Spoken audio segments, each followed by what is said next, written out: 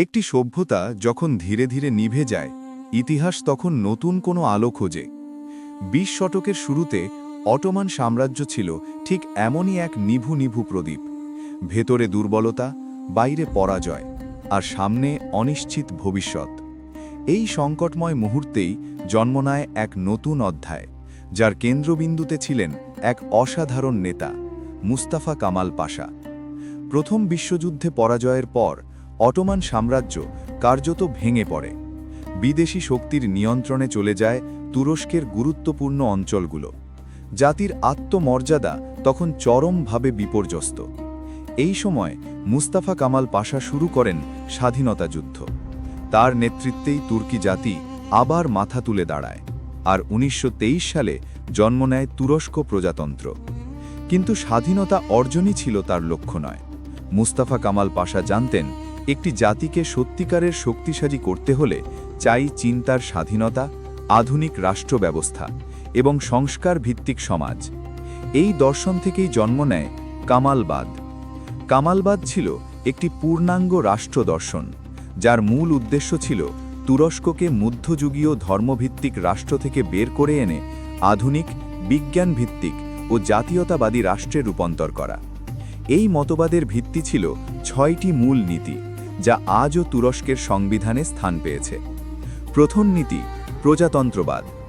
মুস্তাফা কামাল পাশা বিশ্বাস করতেন, রাষ্ট্রের মালিক কোনো রাজা বা সুলতান নয়, রাষ্ট্রের মালিক জনগণ। এই বিশ্বাস থেকেই ১৯২২ সালে তিনি সুলতানতন্ত্র বিলুপ্ত করেন এবং ১৯২৩ সালে ঘোষণা করেন তুরস্ক একটি প্রজাতন্ত্র। দ্বিতীয় নীতি জাতীয়তাবাদ। কামাল পাশা ধর্ম বা বংশ নয়, ভাষা ও সংস্কৃতিকে জাতির পরিচয় হিসেবে তুলে ধরেন।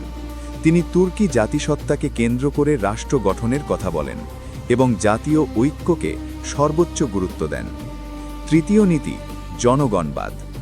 এই নীতির মাধ্যমে তিনি ঘোষণা করেন, আইনের চোখে সবাই সমান, কোনো শ্রেণী, কোনো ধর্মীয় গোষ্ঠী বা অভিজাত শ্রেণীর জন্য বিশেষ সুবিধা থাকবে না। চতুর্থ এবং সবচেয়ে বিতর্কিত নীতি ছিল ধর্মনিরপেক্ষতা। ১৯২৪ সালে তিনি খিলাফত ব্যবস্থা বিলুপ্ত করেন, ধর্মকে ব্যক্তিগত জীবনের বিষয় হিসেবে ঘোষণা করে রাষ্ট্রীয় রাজনীতি থেকে আলাদা করেন। শরিয়া আইন বাতিল করে চালু করা হয় ইউরোপীয় দেওয়ানি ও ফৌজদারি আইন। পঞ্চম নীতি রাষ্ট্রবাদ। মুস্তাফা কামাল পাশা বিশ্বাস করতেন, দুর্বল অর্থনীতির দেশকে শক্তিশালী করতে হলে রাষ্ট্রকেই নেতৃত্ব দিতে হবে। তাই ব্যাংক, শিল্প কারখানা, রেলপথ ও ভারী শিল্প রাষ্ট্রীয় নিয়ন্ত্রণে আনা হয়। ষষ্ঠ নীতি সংস্কারবাদ বা বিপ্লববাদ।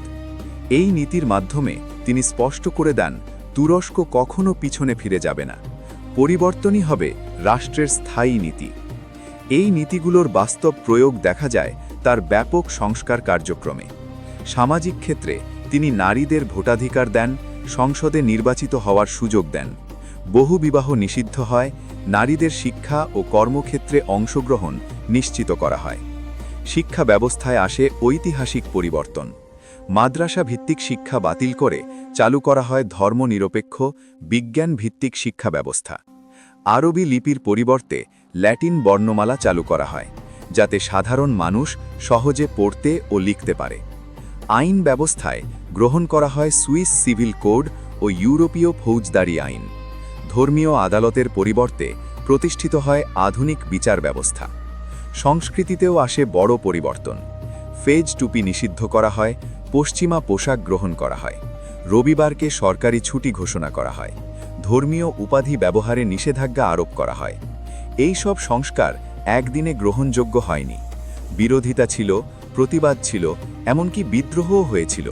তবুও মুস্তাফা কামাল পাশা আপোস করেননি, কারণ তিনি জানতেন, জাতির ভবিষ্যৎ গড়তে গেলে সাহসী সিদ্ধান্ত নিতেই হয়। মুস্তাফা কামাল পাশা শুধু একজন রাষ্ট্রনায়ক ছিলেন না, তিনি ছিলেন এক চিন্তার বিপ্লবী। তার প্রবর্তিত কামালবাদ আজও আধুনিক তুরস্কের মেরুদণ্ড।